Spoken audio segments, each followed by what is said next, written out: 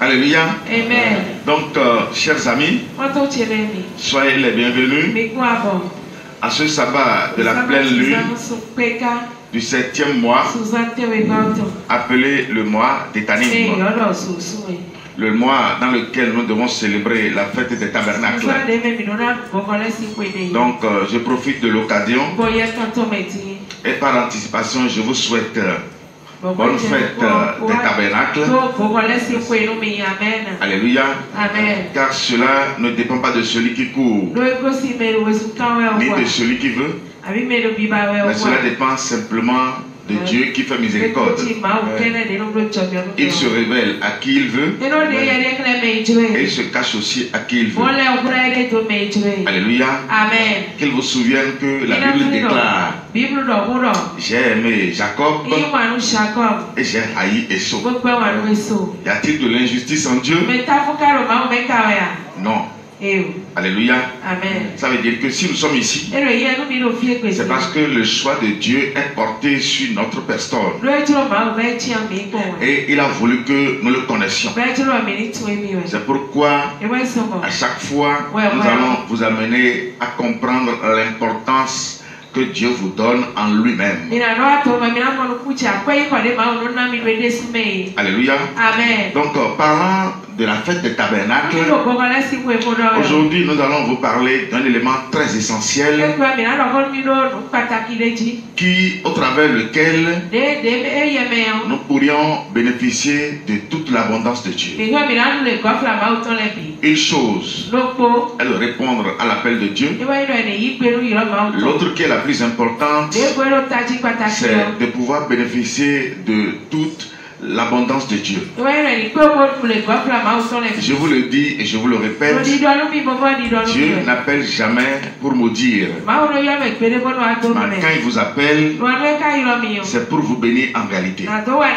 Mais lorsque Dieu vous appelle, alléluia, Amen. et que non seulement vous ne savez pas même si vous avez été appelé, si Dieu vous appelle et que vous ne savez pas comment marcher avec lui, si Dieu vous appelle et que vous ne savez pas ce qu'il veut faire de vous, amen, Amen. là ce serait difficile. C'est à partir de là que l'enfant de Dieu pourra avoir la vie difficile. Mais nous n'allons jamais avoir la vie difficile en Dieu. Nous aurons toujours cette vie facile parce qu'il nous a donné la paix.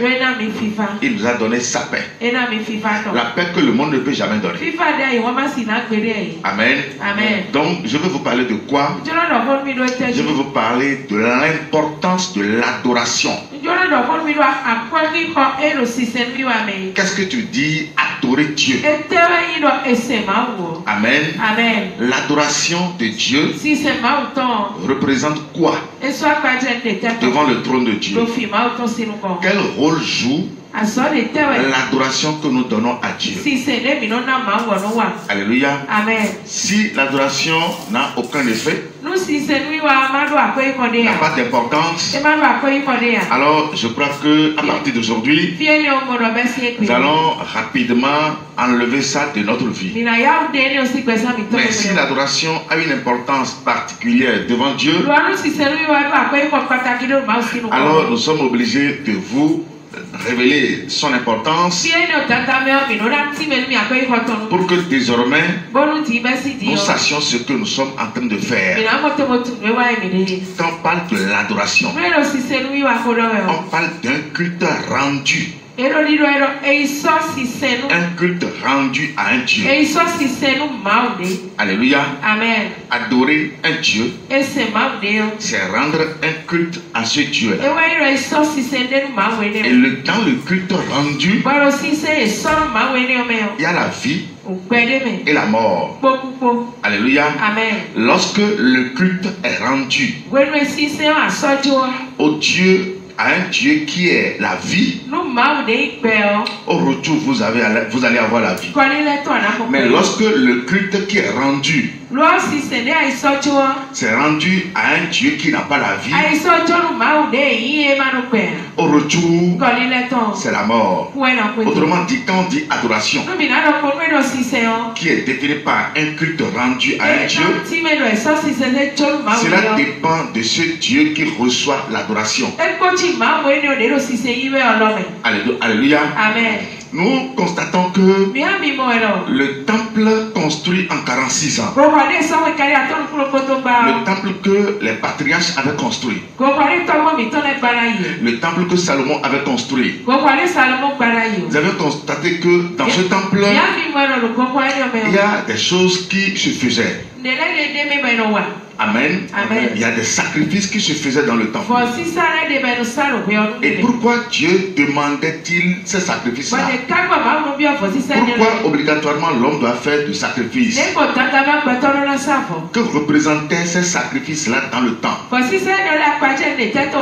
qu'un temple de Dieu dans lequel le sacrifice de Dieu n'est pas observé sur les autels, ce temple ne vivra jamais. C'est pourquoi lorsque les enfants de Dieu généralement rentrent dans l'idolâtrie et que Dieu les livre au pillage, l'ennemi quand il vient, c'est pour détruire le temple et détruire les autels, emporter les ustensiles avec lesquels on arrivait à adorer Dieu. Alléluia. Amen. Donc quand on parle de temple de Dieu, il y a cet aspect de choses que nous devons observer.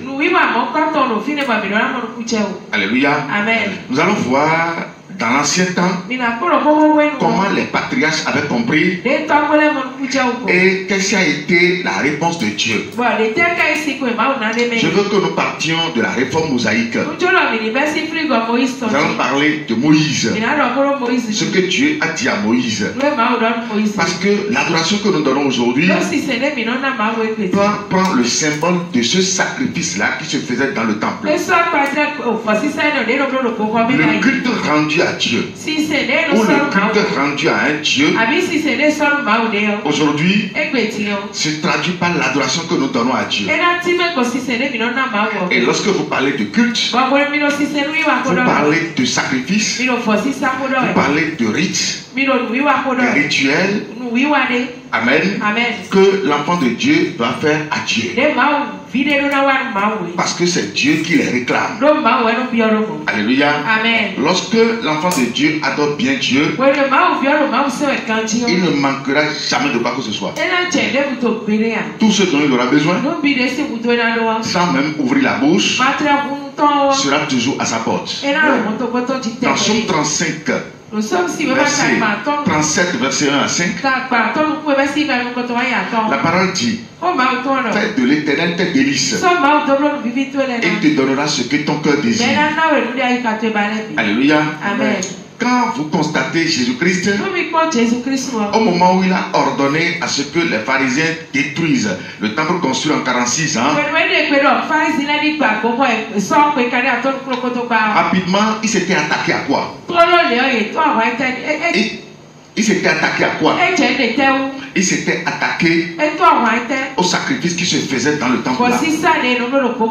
Alléluia. Amen. Et le sacrifice qui se faisait dans le temple prenait le symbole de l'adoration. Parce que le peuple était pécheur. Le peuple même ne peut pas donner de la foi à Dieu. Et Dieu va les exaucer. Parce que dans Jean 9, verset 31, la parole dit que Dieu n'exauce pas les pécheurs. Donc le peuple qui venait dans le temps savait qu'il ne peut pas se faire exaucer quand il va donner de la parole à Dieu. Mais Dieu va les exaucer au travers quoi? Au travers le sacrifice qu'ils vont donner. C'est pourquoi quand le peuple vient,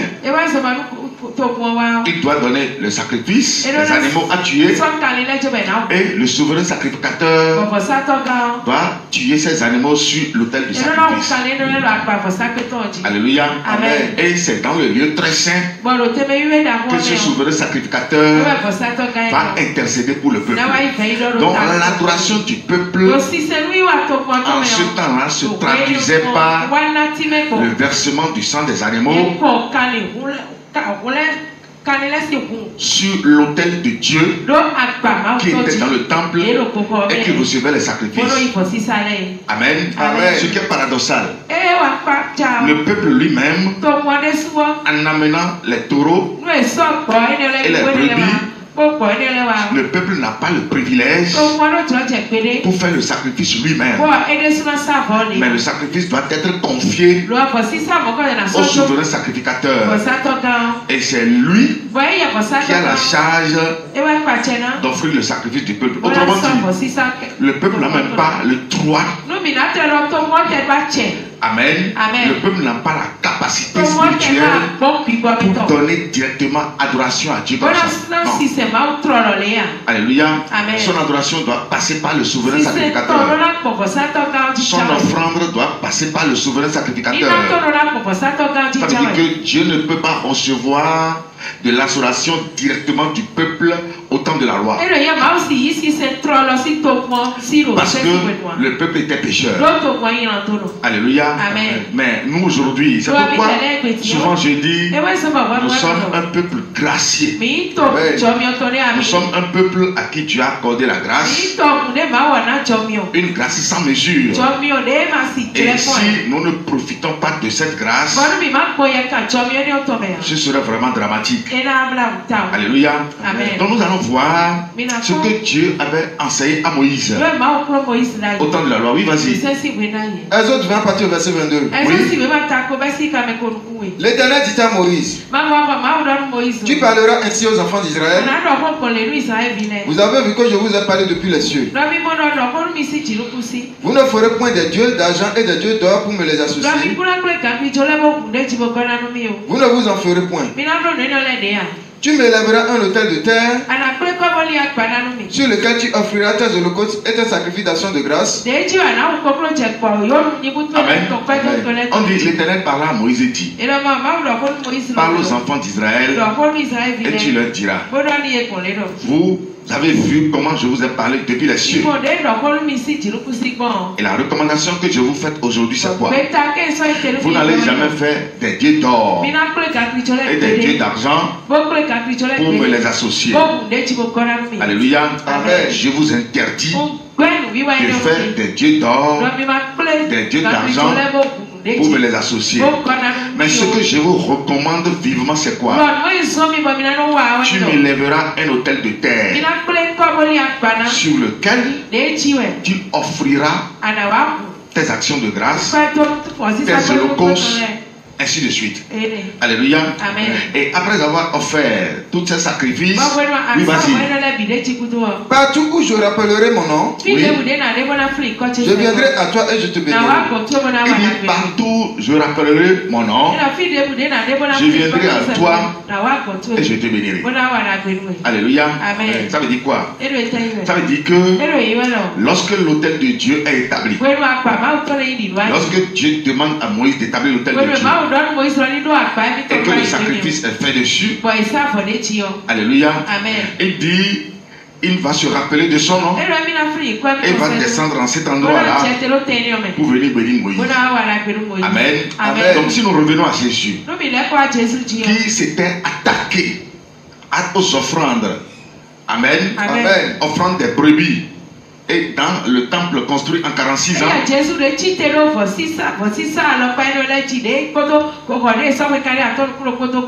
Donc nous pourrions dire que l'adoration qui était donnée en ce temps-là, lorsque Jésus est venu, il a voulu annuler cette adoration. Parce que nous venons de dire tout à l'heure que les offrandes que le peuple donnait à Dieu au travers les sacrifices représentaient l'adoration, représentait le culte que le peuple doit rendre à Dieu. Et étant pécheur, ce culte doit passer par le souverain sacrificateur. Alléluia. Amen. Donc vous devez savoir que l'adoration que nous donnons à Dieu a une importance très capitale, surtout à notre temps aujourd'hui, parce que Jésus a annulé l'adoration qui prenait le symbole des sacrifices sur l'autel de Dieu, elle nous a donné une nouveauté de vie dans l'adoration de Dieu que nous donnons à Dieu aujourd'hui. Parce que l'adoration que nous donnons à Dieu aujourd'hui, c'est l'adoration reformée par le sacrifice de Jésus-Christ. C'est pourquoi dans le livre de Jean 4, à partir du verset 22, vous allez voir que après avoir reformé l'adoration, il a reformé aussi l'adorateur et il a reformé tout le principe. Lis-moi ça. Jean 4 à partir du verset 23. Oui. Mais l'heure vient, et elle est déjà venue, où les vrais adorateurs adoreront le Père en esprit et en vérité. Amen. Amen. L'heure vient. Elle est déjà venue, où les vrais adorateurs adoreront le Père en esprit et en vérité. Alléluia. Amen. Bon.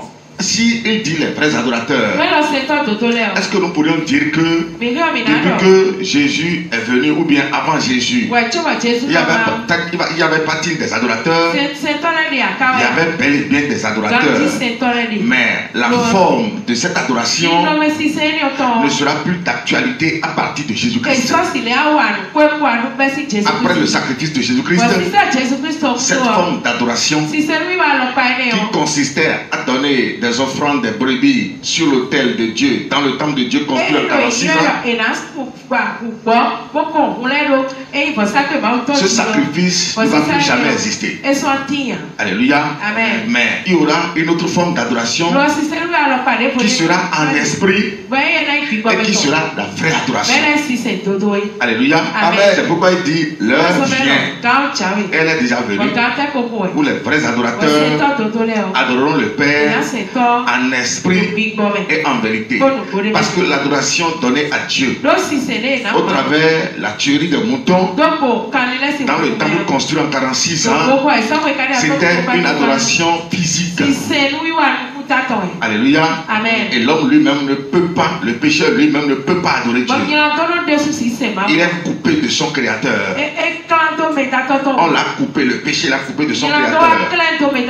Alléluia. Amen. Donc si nous ne comprenons pas ce que Jésus est venu faire pour nous, nous n'allons pas comprendre véritablement comment nous allons bénéficier de lui. Alléluia. Oui, finir la lecture, oui. Car ce sont là les adorateurs que le Père demande. Oui. Ce sont là les adorateurs que le Père demande. Le Père ne demande plus les adorateurs qui doivent amener les brebis au souverain sacrificateur. Amen. Pour les offrandes sur les autels. Non. On ne va plus verser le sang des brebis aujourd'hui. Dieu ne demande plus ces adorateurs-là. Donc vous devez faire attention à vous. Si quelqu'un vient à vous et vous demande de revenir encore dans cette forme d'adoration, vous devez savoir que Dieu ne demande plus ses adorateurs. Et si Dieu ne demande plus ses adorateurs, et que c'est ça ce que vous faites maintenant, vous devez savoir que c'est pour le diable. Parce que ce que Dieu refuse, c'est ce que le diable fait. Dis à celui qui est à côté de toi, Dieu ne demande plus des adorateurs, sacrificateurs des animaux. Oui, vas-y. Dieu est esprit. Oui. Et il faut que ceux qui l'adorent l'adorent en esprit et en vérité. Dieu est esprit. Et il faut que ceux qui l'adorent l'adorent en esprit et en vérité. Alléluia. Amen. Nous allons voir le rôle que joue le sacrifice de Dieu sur l'autel de Dieu avant Jésus-Christ, et voir aussi ces patriarches qui dans le temps avaient méconnu ce principe et qu'est-ce qui a été la suite de leur vie. Alléluia. Amen. Nous allons voir le cas d'Abraham. Vas-y rapidement. Genèse 12, oui. L'Éternel dit à Abraham. L'Éternel dit à Abraham. Va-t'en de ton pays, de ta patrie, et de la maison de ton père, dans le pays que je te montrerai.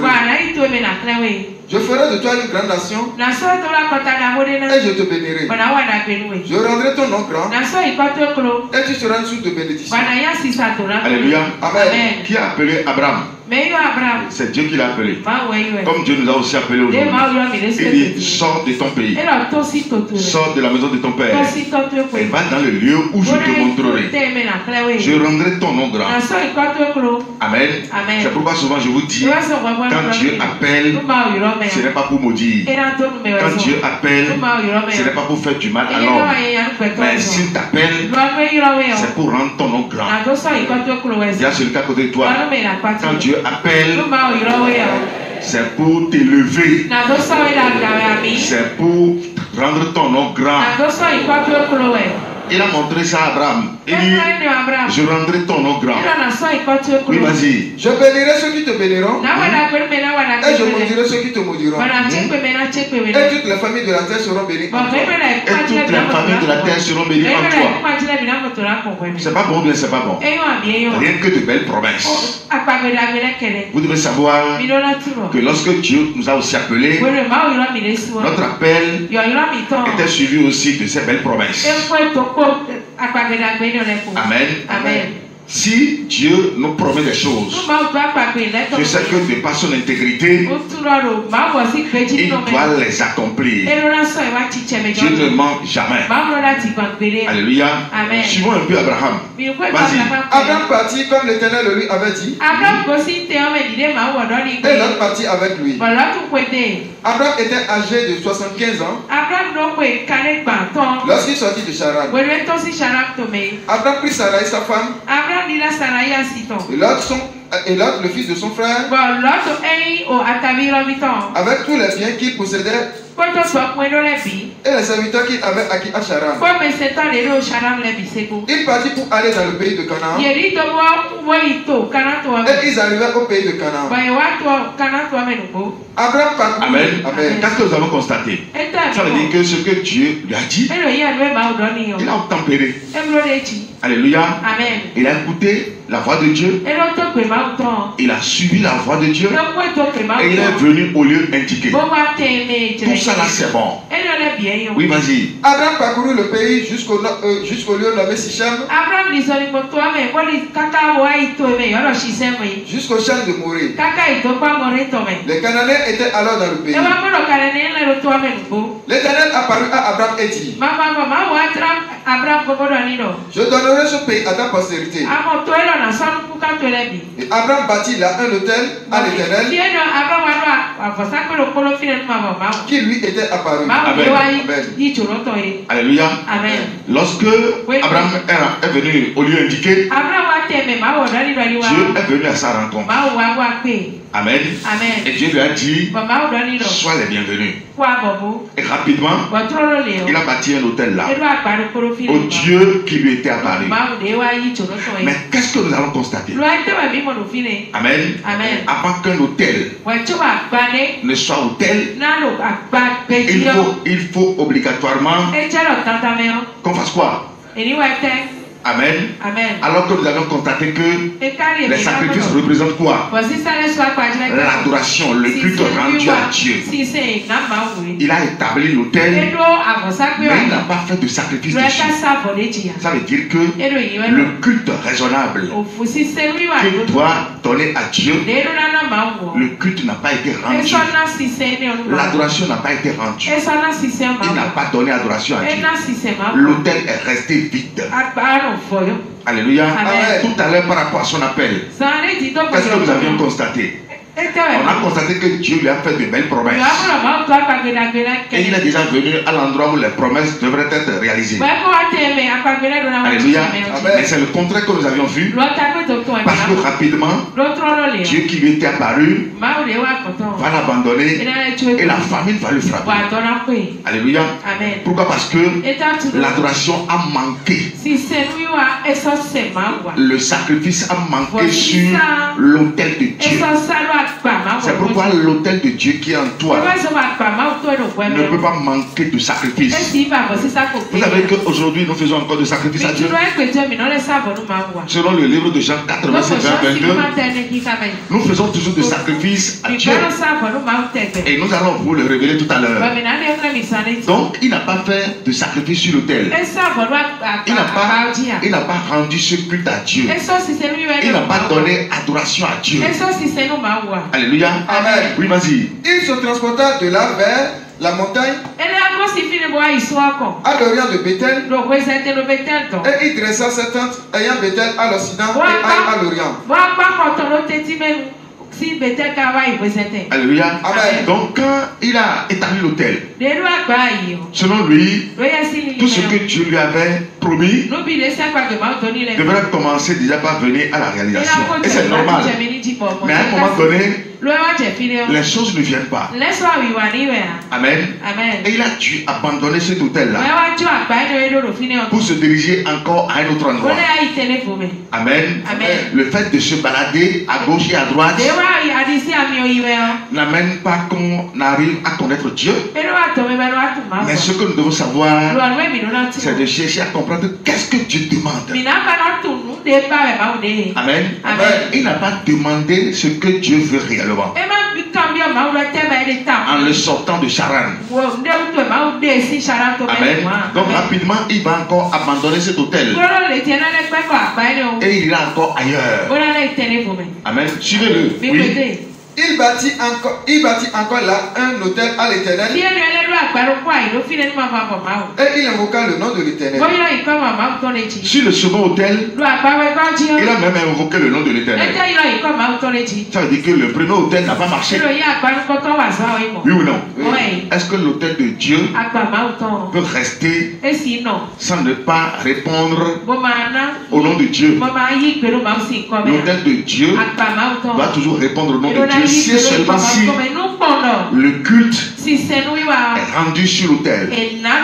Si le culte n'est pas rendu, ça veut dire que l'autel ne peut jamais répondre. Donc ça veut dire qu'il a abandonné le premier autel et il est venu encore établir un autre autel. Et même sur cet autel, il a invoqué le nom de Dieu. On va voir si Dieu va venir. Oui, vas-y. Abraham continua sa marche en s'avançant vers le midi. Ça veut dire que Dieu n'est pas venu. Il a invoqué le nom de Dieu. Dieu n'est plus même venu comme Dieu était venu le rencontrer premièrement. Donc il a continué ses marches. Amen. Lorsque Dieu ne répond pas, c'est comme ça l'homme devient errant. Dis à celui d'à côté de toi, tu ne seras jamais errant. Mais Dieu va toujours te répondre au nom de Jésus-Christ. Alléluia. Amen. Oui, vas-y.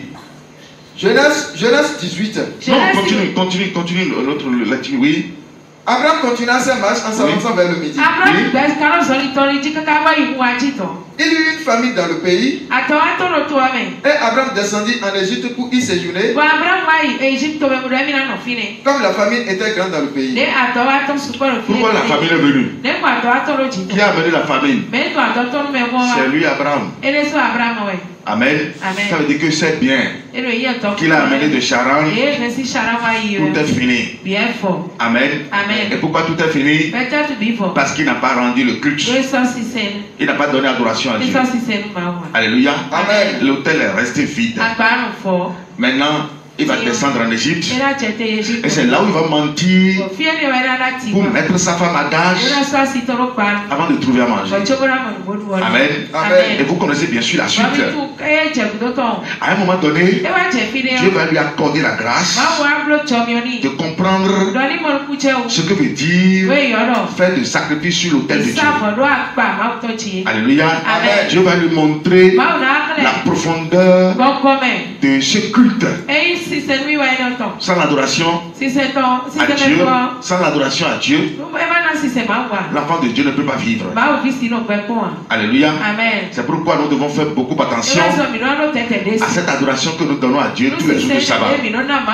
Le sabbat est un principe d'alliance que Dieu nous a donné, au travers de laquelle nous avons la vie et le renouvellement de la vie. Alléluia. On va le voir maintenant dans dans la deuxième grâce que Dieu lui avait accordée.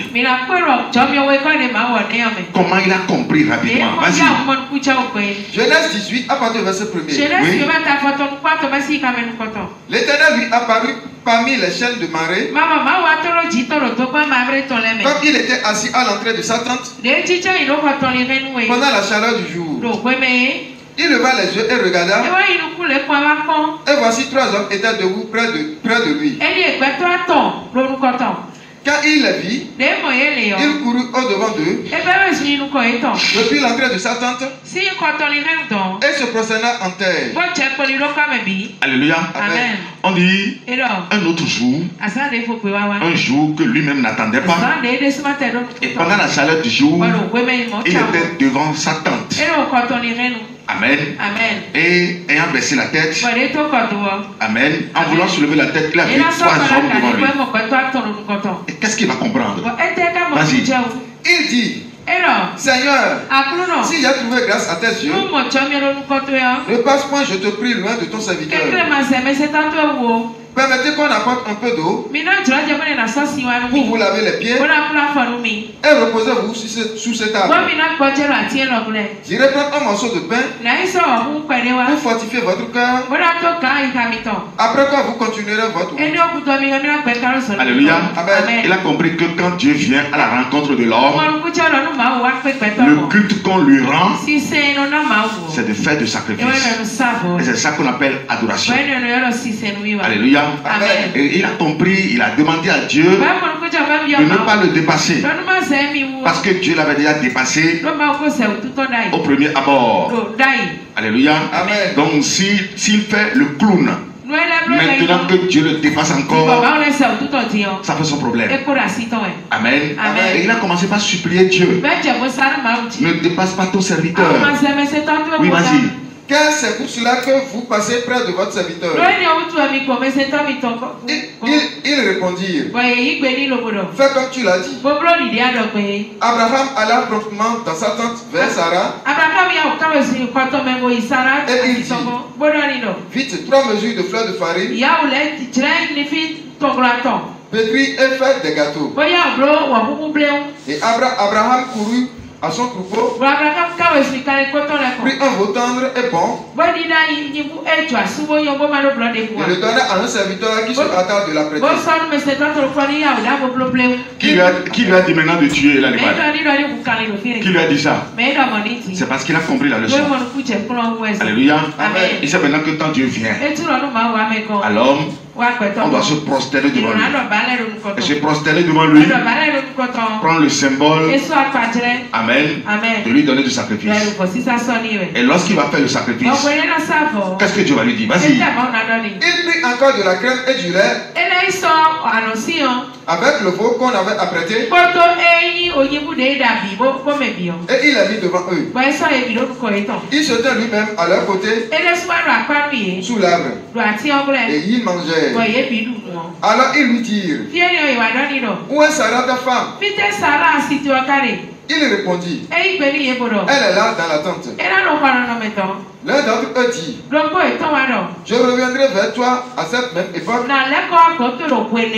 Voici, Sarah ta femme aura un fils. Alléluia. Amen. La solution est venue, oui ou non? Pourquoi? Parce que le culte est rendu. Lorsque le culte est rendu, vous n'avez plus besoin de demander quoi que ce soit. Alléluia. Mais Dieu se souvient toujours de ses promesses. Et il va toujours accomplir ce qu'il a dit. Mais lorsqu'il vous fait des promesses et que le culte n'est pas rendu, vous ne pouvez rien voir. Et c'est là où l'enfant de Dieu devient aveugle. Alléluia. Nous allons voir d'autres cas D'autres cas, avec d'autres patriarches, lisons le cas de Noé. Vas-y rapidement. Genèse 8, à partir du verset 20. Noé bâtit un autel à l'Éternel. Il prit de toutes les bêtes pures et de tous les oiseaux purs, et il offrit des holocaustes sur l'autel. L'Éternel sentit une odeur agréable. Et l'Éternel dit en son cœur: je ne maudirai plus la terre à cause de l'homme, parce que les pensées du cœur de l'homme sont mauvaises dès sa jeunesse. Et je ne frapperai plus tout ce qui est vivant. Amen. Amen. Noé, après le déluge, a compris quoi? Amen. Après avoir quitté l'arche, il a pris les animaux purs et il les a sacrifiés sur l'autel qu'il avait établi à Dieu. Amen. Ce sacrifice prend le symbole de l'adoration. Et la parole dit quoi? Dieu a senti une odeur agréable. Et il va changer maintenant la décision. Il dit: je ne veux plus tuer l'homme de cette manière. Alléluia. Dieu est revenu de sa colère. Maintenant, nous aujourd'hui, nous sommes sacrificateurs et encore objets de sacrifice. Comment nous allons rendre ce culte aussi à Dieu? Lorsque nous venons les sabbats, amen, et que nous nous mettons en adoration, vous devez savoir que vous êtes souverain sacrificateur, en même temps objet de sacrifice, et vous êtes en train de vous sacrifier sur l'autel de Dieu qui est où? Qui est en vous.